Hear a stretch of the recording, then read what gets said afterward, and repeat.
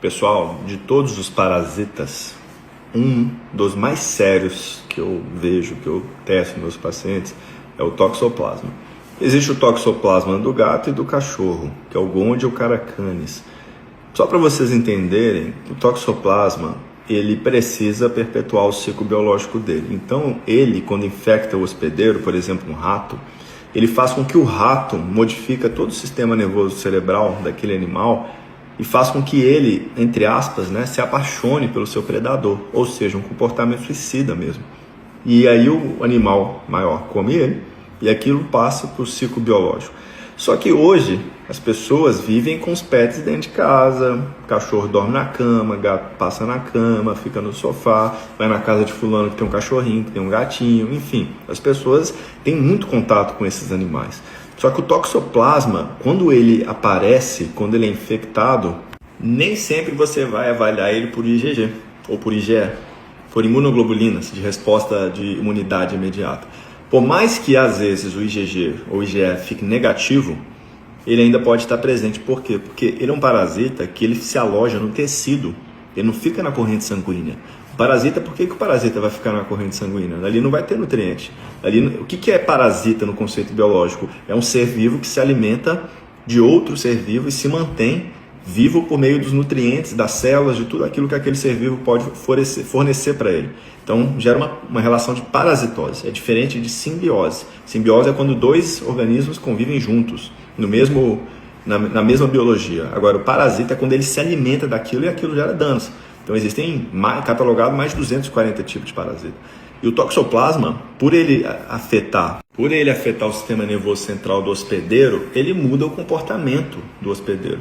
Então tem casos de toxoplasma, pessoas que estão com toxoplasmose, que por mais que não apareça no exame de sangue, elas apresentam bipolaridade, elas apresentam transtorno obsessivo compulsivo, que é o TOC, apresenta agressividade. Às vezes são pessoas com pavio muito curto, com estopim curto, muito briguento. Pessoa que quando briga, grita, quer bater, joga coisa na parede, quebra prato. Pessoa que acelera o carro a 120, 150 por hora numa curva. Sabe aquela pessoa que, entre aspas, assim, sem noção do perigo? Isso muitas vezes é toxoplasma, é toxoplasmose. Pessoas com pensamento de automutilação, de querer se machucar. Pessoa que tem essa agressividade de querer se unhar, se morder. Inclusive eu atendi um menino que fazia isso, ele se mordia, arrancava pedaço dele. Isso pode ser toxoplasmose. E aí, em casos desse, deve ser avaliado não só por exame de sangue, deve ser avaliado por exames que avaliam o campo eletromagnético do paciente, porque aí sim você consegue avaliar pela ressonância daquele parasita se ele está infectado, se ele está contaminado com aquele parasita. O toxoplasma, ele muda o comportamento do hospedeiro. Isso é muito importante. E aí, quantas pessoas que estão passando em psiquiatra, tomando antipsicótico, tomando antidepressivo, tomando estabilizador de humor, que na realidade o que ele tinha era um parasita cerebral?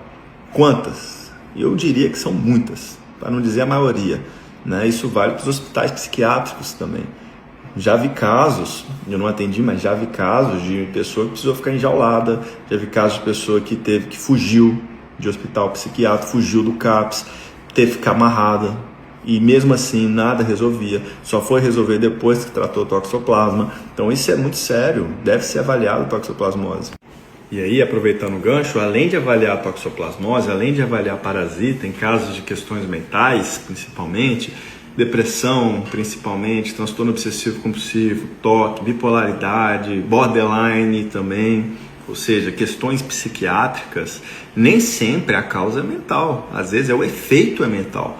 Então, se não avaliar, por exemplo, intoxicação por metais, principalmente alumínio e mercúrio, que você está na corrente sanguínea, mas está principalmente nos tecidos também, e esses dois metais conseguem afetar a barreira hematocefálica, você vai encontrar em muitos lugares alumínio e mercúrio. Se não avaliar isso, está sujeito a fazer um diagnóstico, a pessoa está tomando um remédio